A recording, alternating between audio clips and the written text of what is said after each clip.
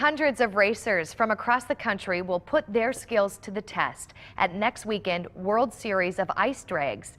Pauline Lee is in Oconto Falls to explain. Hey, Pauline. Hey, good morning, guys. We are along Westside Beach, along the frozen Oconto River here, where racers are prepping for the World Series of Ice Drags coming up next week.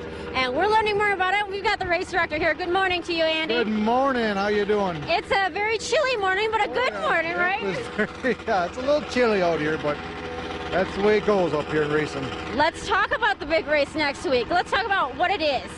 What is it's it's kind of like the World Series of Ice Drags. It's like the Super Bowl for ice drags. Okay. So it's like Eagle River. This is the ice drag. So it's the biggest race that these guys race in for the year. Okay. And obviously you hear the commotion behind us. We've got an ice drag ready to go, kind of simulate what people are going to see when they're out here. So Andy, walk us through what a race is going to be like. Well, the big thing, there'll be 4 lanes coming up, and when they come up, they stand in the background and they clean out their sleds. Then they go to the starting line, and when they go to the starting line, we have a starting line, the gentleman over here that puts his hands up, checks all the racers.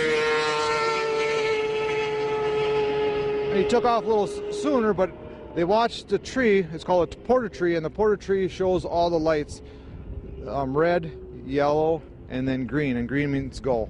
Wow, if you blinked, you probably would have missed it. That is fast. Oh yeah, and that's just a modified 800, so that's not the biggest sled we have here. So how fast do they normally go? The biggest sled I think would be going is probably about 160 miles an hour. Oh my gosh, and I hear some more noise. Oh, they're just bringing back the equipment here.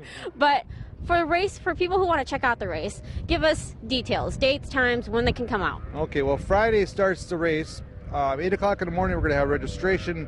Most of all the drivers will be here waiting in line here, and we have about 3 lines of race trailers waiting to get on the ice. When they get on the ice on Friday, set their things up, they have to be registered, and then their sled gets teched, and around noon testing starts off, and they'll be testing all day until about 2:30, and then the race starts at 4:30 on Friday. Okay. Until about 7 at night.